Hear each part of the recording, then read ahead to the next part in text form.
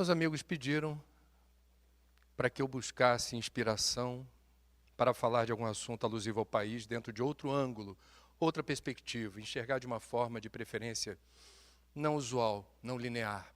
Eu fui buscar inspiração no alto, bem alto.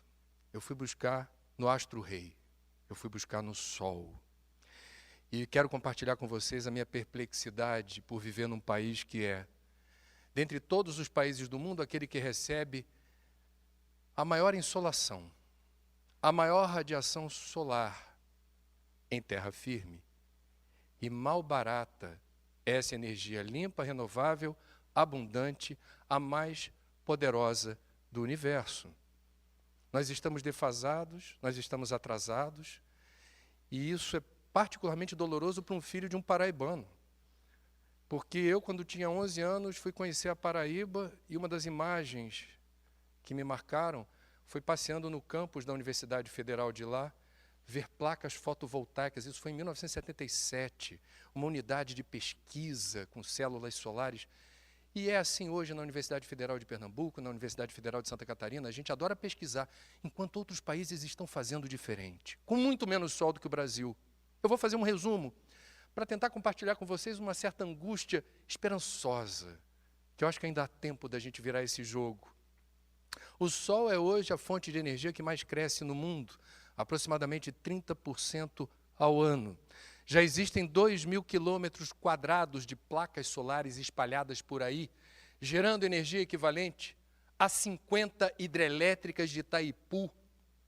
O preço, o custo do kit dos componentes solares está despencando assombrosamente. Caiu pela metade nos últimos 5 ou 6 anos e vai continuar caindo. E o Brasil lembra do sol para bronzear a pele. A gente tem 3 países que lideram o ranking de uso inteligente de energia solar. Pela ordem, o principal, Alemanha, depois China, depois Estados Unidos. Eu tive o privilégio de visitar recentemente esses 3 países como jornalista para ver de perto o que eu vou falar para vocês. Na Alemanha, eu testemunhei os resultados de uma política pública caríssima em respeito ao cidadão alemão que, depois do acidente nuclear de Fukushima, decidiu desativar os reatores nucleares. Phase out em todas as usinas atômicas, substituindo o urânio por fontes limpas e renováveis, principalmente o sol e o vento. E quem já esteve na Alemanha recentemente, quem teve a chance de reparar, você vai ver placa fotovoltaica em cima de supermercado, de estádio de futebol, de clube, de residência, de asilo, de creche, de orfanato, ponto de ônibus, poste. O alemão tem muito menos sol que o Brasil.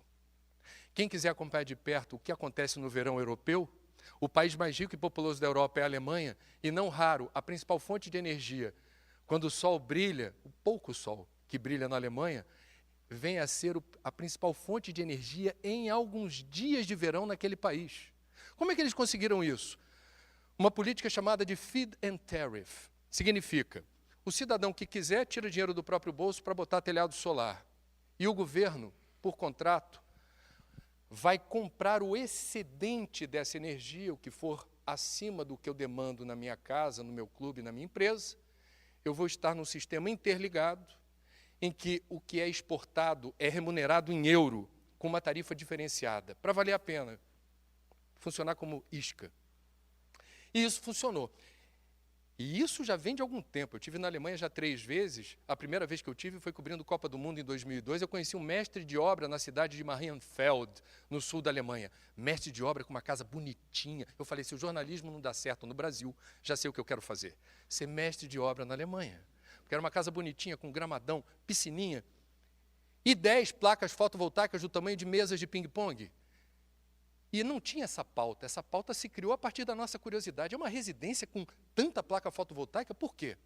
Chegando lá, nós conversando com esse mestre de obra, em resumo, ele disse o seguinte, toda a economia da família está no meu quintal.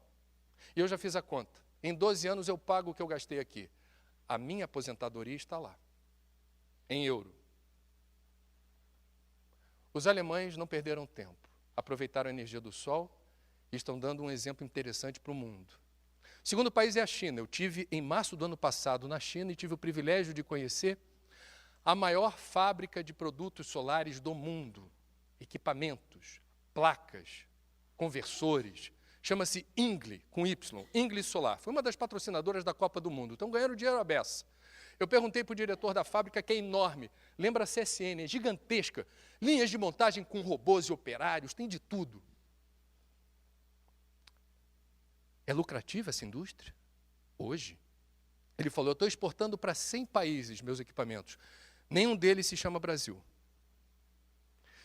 E o principal comprador é o próprio chinês. E na China a gente vê algo parecido do que viu na Alemanha. Um monte de casinha, um monte de unidade empresarial coberta de placa fotovoltaica. E a China tem várias razões para fazer isso. A primeira delas, eles estão respirando fumaça e não suportam mais isso. A China está assentada sobre a terceira maior jazida de carvão mineral do mundo, precisa gerar emprego e renda, produzir riqueza, muita energia, fome de energia. Qual é a energia barata e abundante? Carvão. Vamos queimar, vamos queimar, vamos queimar. Vamos morrer, vamos morrer, vamos morrer. É o que aparece num artigo científico que teve repercussão internacional na prestigiada revista médica Lancet, britânica, assinado o artigo por um ex-ministro da saúde chinês, estimando em 1 milhão de óbitos por ano na China, decorrentes de problemas respiratórios causados ou agravados pela inalação de veneno, de poluente, que sai da onde? Da chaminé da fábrica que queima carvão ou do escapamento dos carros. Eles licenciam 1 milhão de veículos por mês. Aquela imagem da China, todo mundo de bicicleta, está um pouco caducada. O povo gostou de carro como nós aqui. E o ar fica irrespirável para rico e para pobre. E aí não tem jeito, o ar é democrático. E o ar péssimo que eles estão respirando determinou um revirão energético. Sim, a gente não pode abrir mão do carvão, mas vamos investir mais, melhor e obstinadamente no astro-rei. Significa dizer que o chinês, enquanto país que tem projeto de potência, eles querem ultrapassar os Estados Unidos ainda nesse século, sabem que isso não será possível com carvão. Eles vislumbram no horizonte do cenário de transações comerciais algo que o FMI da Christine Lagarde já vaticinou como provável. Chegará o dia, está próximo, que a OMC, Organização Mundial do Comércio, deverá sobretaxar produtos exportados por países que não fizeram o dever de casa na redução das emissões de gases de estufa por unidade de PIB. O chinês não quer ser sobretaxado por queimar carvão. E aí temos um indicador alvissareiro importante, que dá esperança. Há 40 anos, a Agência Internacional de Energia, que é o órgão máximo que mede, entre outras coisas, emissões de gases de estufa no mundo, vem medindo exatamente o quanto a gente está poluindo a atmosfera por conta das fontes de energia que são sujas. 80% da energia que move o mundo é suja. Carvão, petróleo e gás.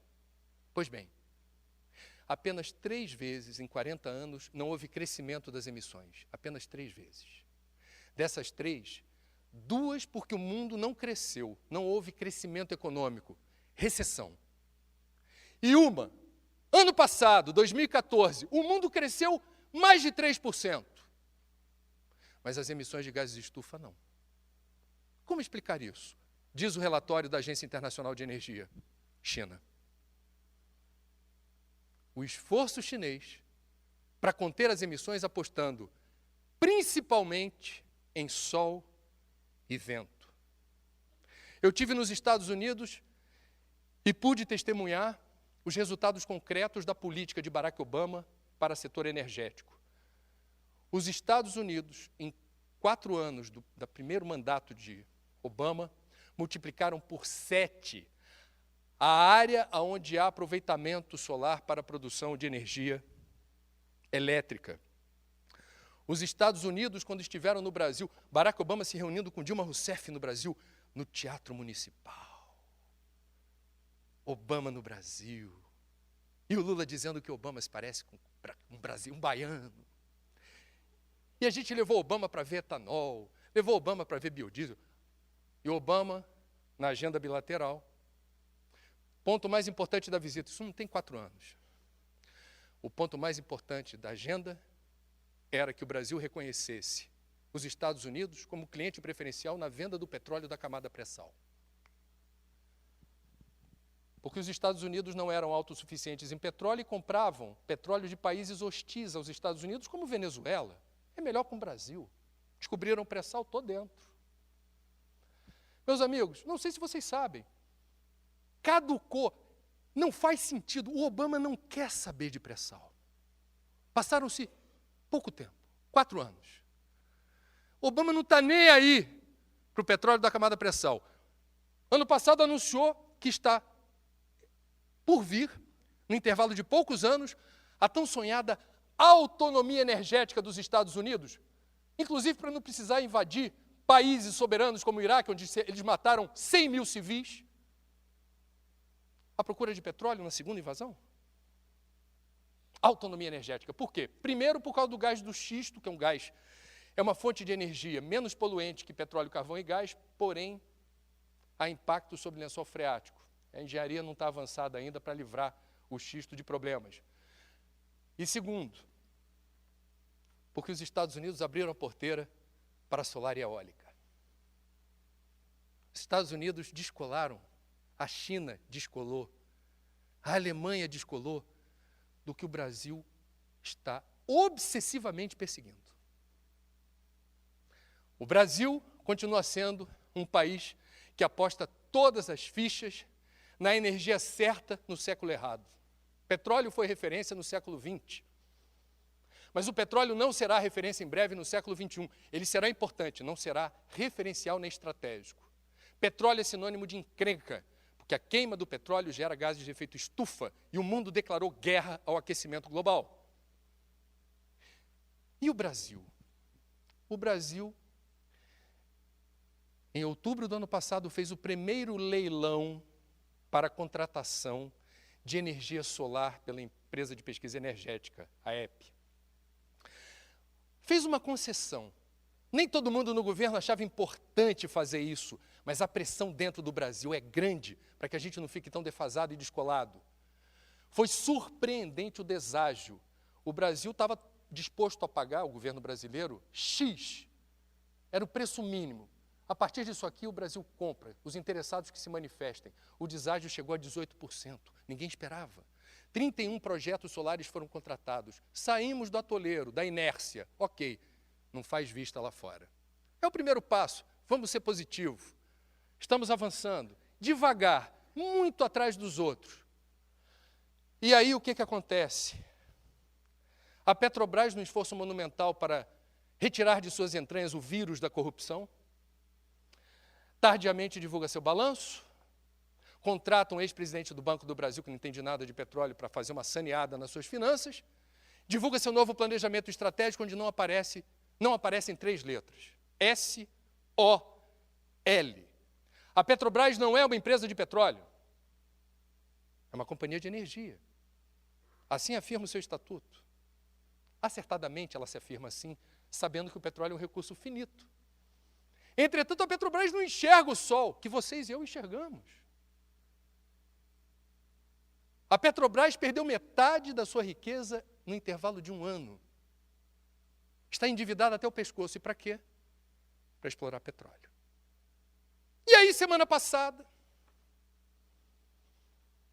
não sei se vocês sabem, mas eu deixei para o final,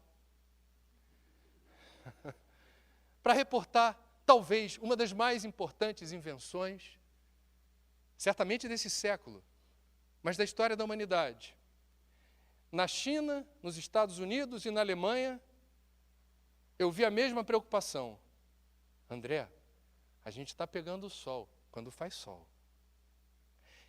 Agora, quando não faz sol, não dá para gerar energia. A obsessão dos países lá fora é estocar sol como a gente faz com água em represa. Quando faz sol, você pega e deixa armazenada numa pilha, numa bateria, em escala, para poder operar comercialmente smart grid com sistema compartilhado, que é a expressão que eles usam, com conforto, com estabilidade. Os alemães apostando autossuficiência germânica, o orgulho germânico por desenvolvimento tecnológico. É questão de tempo a gente chegar lá. O chinês dizendo, é questão de tempo a gente chegar lá. E a Tesla, pioneira em carros elétricos, o CEO da Tesla, carro elétrico não tem motor a combustão, tem bateria. Desenvolveu tecnologia na área da bateria residencial e bateria para empresas. lançou um produto chamado Powerwall. Semana passada. O que é o Powerwall? É a bateria que você vai estocar sol. Fez sol, pega e guarda. Usa para quê? Quando você quiser, do jeito que você quiser. Eu estou pagando uma conta de luz no Brasil que me deixa com insônia.